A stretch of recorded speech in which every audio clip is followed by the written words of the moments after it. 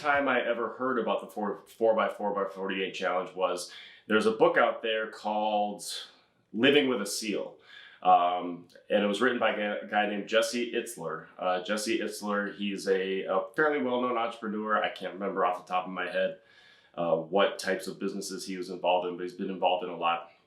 And he, one day he was out at an ultra race. And what an ultra race is 100 miles. So those are ultra marathons, and I think it could even be 100 plus. This particular race was, you're supposed to run with multiple people. You're not just supposed to get out there and run over 100 miles by yourself. So Jesse was there to run this race with a handful of other people. David Goggins was there running the race by himself. So that caught Jesse's attention. And Jesse then cold called David Goggins, and he wanted to kind of get the rub on what makes this guy tick, what makes this guy who he is. Because I believe that Jesse then had kind of looked into who he was and kind of saw a little bit more of his background and kind of figured out, okay, I need to somehow get in touch with this guy because I need to figure out what the special sauce is. So he reached out to David Goggins and asked if David would then come live with him for a month. And David accepted this proposal, and he accepted it under one condition, that you do everything that I tell you to do all the time.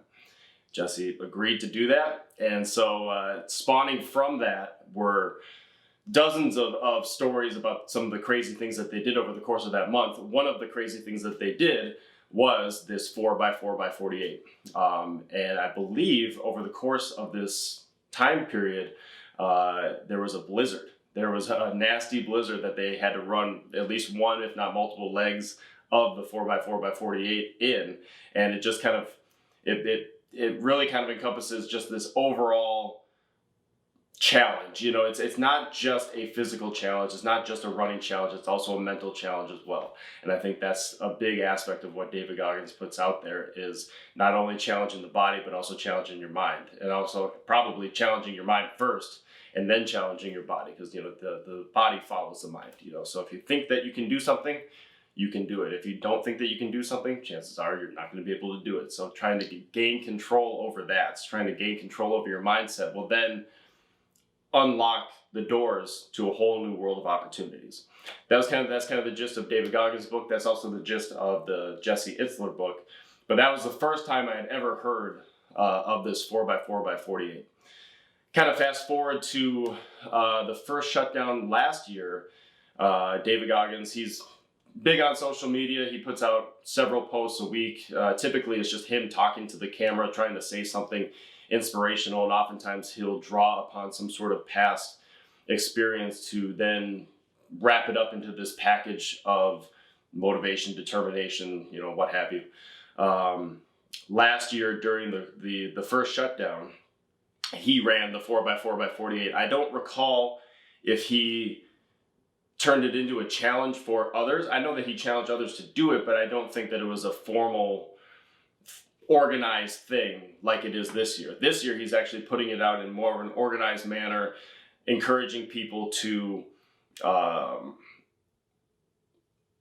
set up some sort of charitable donation or raise awareness for some type of cause. Whatever you want to do, use this as a vehicle to get people's attention to whatever it is you want to get people's attention to. So that's why it caught my attention last year. I saw it last year and I thought, oh man, that's pretty crazy. But it didn't really spark anything in me to try it, because A, I'm not much of a runner, and B, there wasn't anything all that powerful associated with it other than just challenging yourself, which is great, holds a lot of value, but wasn't exactly, you know, page jumping for me. What really jumped out at me this year was the challenge associated with it to raise money or raise awareness towards something. And these pandemic shutdowns have been something that I have experienced, you know, but being an owner of not only a business that was shut down, but also a very stigmatized business that has been shut down. It's been something that's been very difficult for me to deal with, but you know, I think we've dealt with it very well. And I have a great support system behind me. I have a great network of people in my corner. And I realize that not a lot of people have that, or not everyone has that. You know, there's a lot of business owners that are out there struggling that don't have the community of people behind them like I'm fortunate to have. So I feel like it's my job, my duty to then pay that back. You know, find those people, try to help those people that don't necessarily have that system behind them in order to get through these tough times. You know, they're the ones that need the assistance. I'm lucky I have that. It's my job to now pay it forward.